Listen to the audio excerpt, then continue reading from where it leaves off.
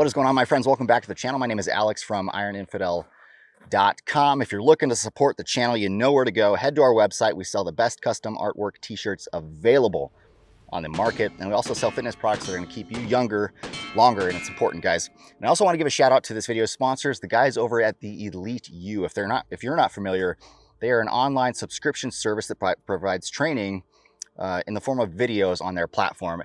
And they are hosted by their lead instructors, which is Jack Neville, who is 25 years in the Army, 23 of which was in Special Forces. And then Mike Don Vito, who is basically a martial arts guru, Brazilian Jiu-Jitsu black belt, ton of experience in hand-to-hand combat.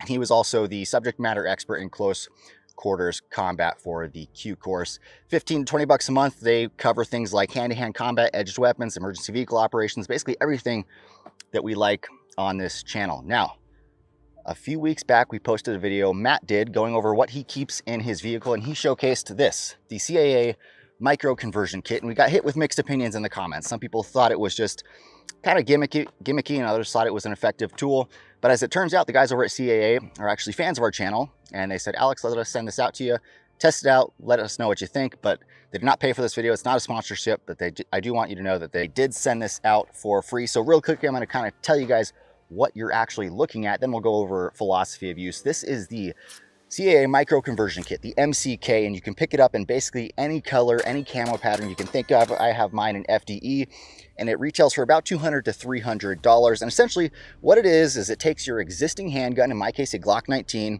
and turns it basically into a pistol caliber carbine. Now this really is a drop-in unit. Let's run to the scene that we shot yesterday of us actually disassembling and putting this thing together. This is how it comes out of the box. Basically what happens is there's a little button right here. You depress it and you can open up a locking mechanism. Then you have a charging handle right here.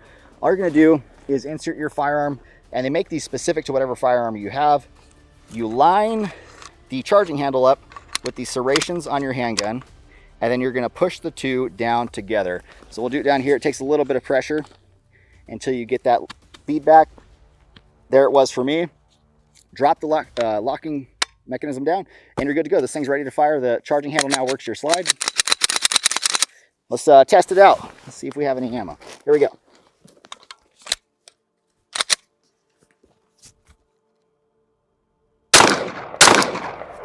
Works just good. All right, so sold as is with no firearm in there. This is just plastic. It's not serialized. You don't have to worry about any legalities, but as soon as you put in a firearm, now you're dealing with state and local laws that you have to comply with. So burning through it really quickly, up top you've got a Picatinny rail for an optic. I have the MCK optic on mine. On the side you also have Picatinny rails for a light. I don't have anything attached on it because I got it a little while ago, but you also have a little slot right here where you can insert an O light. I probably wouldn't use it. I'd probably just stick a light right here on the side. You have an angled foregrip that I actually like the feel of this thing. I like the ergonomics of the whole thing. The whole thing actually feels pretty sturdy, to be honest with you. On the side, you have a button and a spare mag pouch. Basically, to conduct reloads, what you're gonna do is you're gonna depress this button, pull the mag out. So with some practice, I think you can actually get pretty efficient with the mag changes. There's gonna be a charging handle. Like I said before, this is connected to the serrations on your slide. I don't have any ammo on this, so it's gonna lock to the rear, but you can see it functions just like an AR, which we've all grown accustomed to. You have a folding stock on the back that folds towards the support side, the right side of the handgun, which I like because typically I would have a light right there, and you don't want the folding stock right there. And you can see how small it gets when it's in the folded configuration. So small that it can fit inside this standard size Ace-Link backpack. Just to give you a quick demonstration of that, you can easily fit right inside there. This is the same size as the backpack you took in high school, the Jan Sports. So you can see if you wanted to use it for maybe like an option to put inside your EDC bag, you could do that. We're live.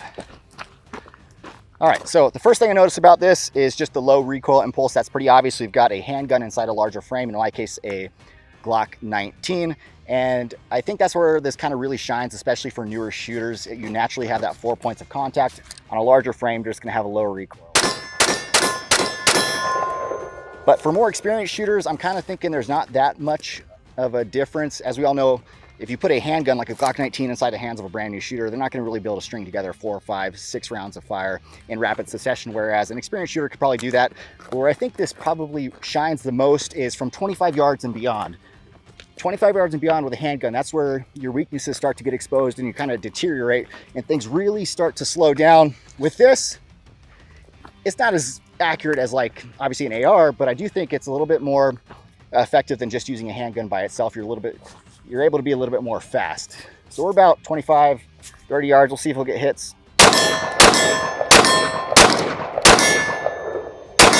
All right, so missed one of those.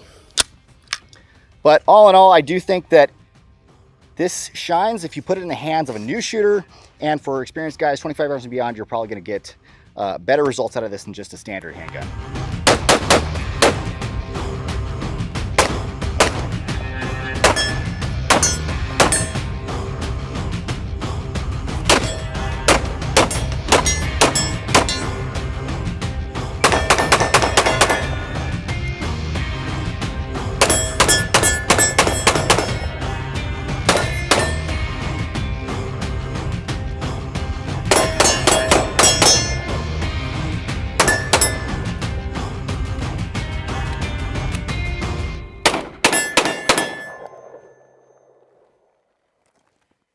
So, like I mentioned before, when Matt showcased the MCK in his vehicle, he got hit with mixed opinions in the comments. But there was one guy in particular who stuck out in my mind because his thought process was that because police departments, SWAT teams, and the military don't use this, that basically it completely discredits it as nothing more than a ranged toy. And I think that is such an overly simplistic way of thinking about it. Why would a beat officer or a SWAT team member choose the MCK over a AR or a dedicated PCC? Of course not. If that's the thought process you have when you're going in to buy this, then you will be disappointed. It should go without saying. It's obvious this is not an equivalent to, but it is an alternative to. Of course, we would not pick this over a time-tested and proven weapon. So how can we use this effectively for personal defense? Well, the first thing would be for home defense. Theoretically, if you don't have the cash to buy a dedicated EDC handgun and then a rifle for your home defense weapon, what you could do is you could buy your handgun for when you're going out in public, and then when you get home, you throw it into the MCK, and now you have slightly a more capable weapon system, depending on what your skill level is and what your training is with this.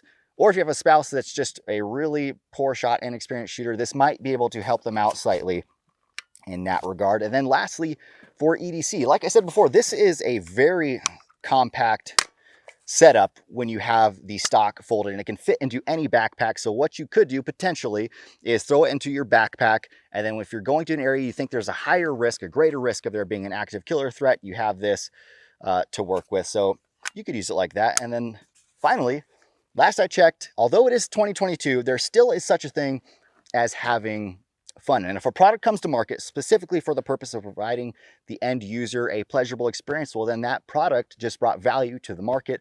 And this thing, it is fun. I had a lot of fun shooting it. So all in all, final thoughts and conclusions on the MCK. Is it worth the 300 bucks? Well, it really depends on your mindset going into it. If you think this is going to be as effective as a dedicated pistol caliber carbine or an AR or something like that, you're going in with the wrong mindset. You're going to be completely disappointed, and I wouldn't do it.